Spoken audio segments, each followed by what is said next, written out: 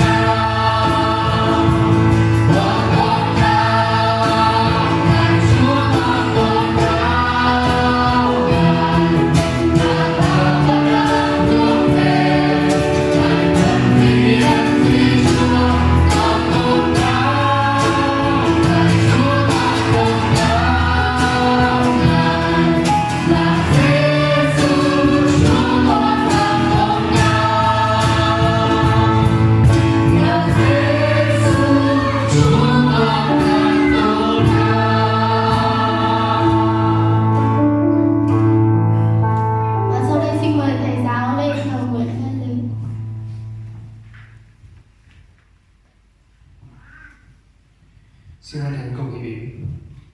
Kính lạy Đức Chúa Trời ba ngôi, là Chúa toàn năng, là đấng mà đang cai trị vũ trụ này, là người Cha yêu dấu của chúng con. Chúng con dâng lời tạ cảm tạ Ngài bởi vì tình yêu thương và lòng thương xót của Ngài hằng còn đến đời đời dành trên mỗi cuộc đời của chúng con. Chúng con cảm ơn Chúa vì chúng con được cứu vớt từ một tội nhân để trở nên một con cái trong nhà của Ngài. Để rồi chúng con có cơ hội được phục vụ và thờ phượng Ngài. Chúng con dâng lời tạ ơn Chúa. Chúng con tôn cao danh của Ngài vì Chúa, Ngài là đấng xứng đáng để cho nhân loại này, cho chúng con tôn thờ và ngợi khen. Chúng con cảm ơn Ngài vì buổi tối ngày hôm nay, Ngài đã cho chúng con cơ hội để được phục vụ Chúa và thờ phượng Ngài. Con cầu xin Thánh Linh của Chúa, Ngài ngự giữa vòng chúng con, Ngài ban ơn cho chúng con, Ngài nhìn thấy được những tấm lòng của chúng con. Xin Chúa Ngài cất khỏi những sự buồn phiền, những sự lo lắng, để rồi chúng con được vui thỏa, được thêm sức, được mạnh mẽ khi chúng con thờ phượng Ngài. Con cầu xin Chúa Ngài cũng ban ơn cho lời của Ngài buổi tối ngày hôm nay, để rồi sẽ được giao ra, sẽ được khích lệ và nâng đỡ với đời sống đức tin của chúng con. Xin Ngài đặc biệt ban ơn cho người sẽ chia sẻ lời của Ngài, cái sức giàu trên môi miệng, trên sự khôn ngoan, để rồi sẽ được đầy ơn của Chúa chia sẻ lời của Ngài cho hội thánh. Chúng con cảm ơn Ngài. Con cũng cầu nguyện xin Chúa Ngài ban ơn cho chúng con là những người nghe, chúng con cần có tấm lòng khiêm nhường hạ mình và sẵn sàng đón nhận lời của Ngài buổi tối ngày hôm nay. Con cũng cầu nguyện xin Chúa Ngài tiếp tục ban ơn cho chúng con qua việc dâng hiến, để rồi chúng con biết cảm tạ Ngài, chúng con biết dâng cuộc đời của mình, dâng tiền bạc, sức lực mà Ngài đã ban cho chúng con để phục vụ cho công việc của nhà Chúa. Con xin Ngài ban ơn trên từ giờ đầu đến giờ cuối để được đầy ơn của Chúa, và chúng con làm vinh hiển chỉ danh của mình Ngài mà thôi. Con xin dâng lên hội thánh của chúng con trong tay của Ngài. Chúng con tạ ơn Chúa và thành kính cầu nguyện trong danh Chúa Giêsu Christ. Amen.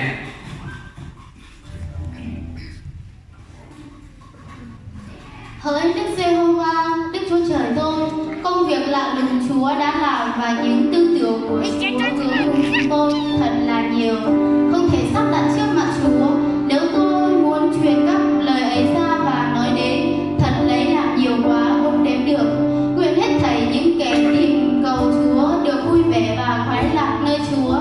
Nguyện những kẻ yêu mến sự cứu rỗi của Chúa hằng nói rằng Đức Giê-hô-va đáng tôn đại thay, vì Chúa toàn năng. Chúng ta hãy hát lên vì Chúa của chúng ta là đấng toàn năng.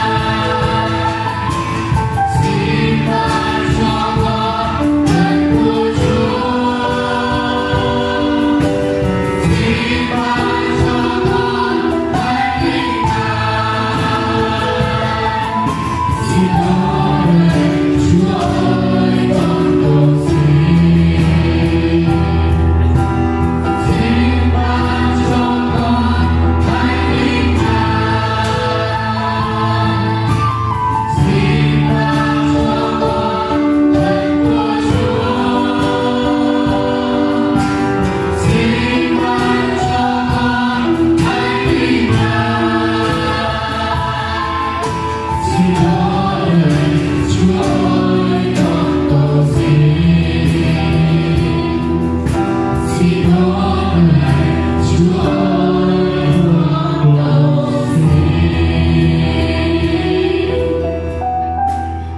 bây giờ chúng ta sẽ cùng tuyên xưng đức tin của mình qua bài tín điều các sự đồ. Xin mời chúng ta cùng cả sự.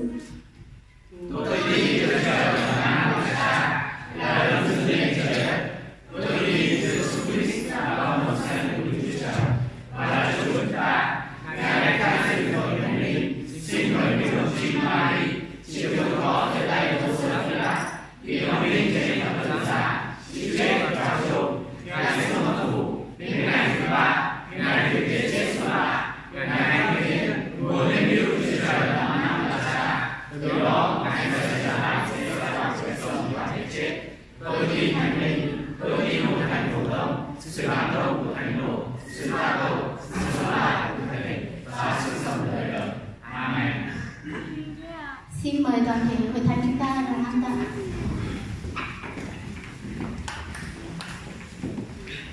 Vâng, trước khi chúng ta nghe lời Chúa thì chúng ta sẽ được nghe một bài hát.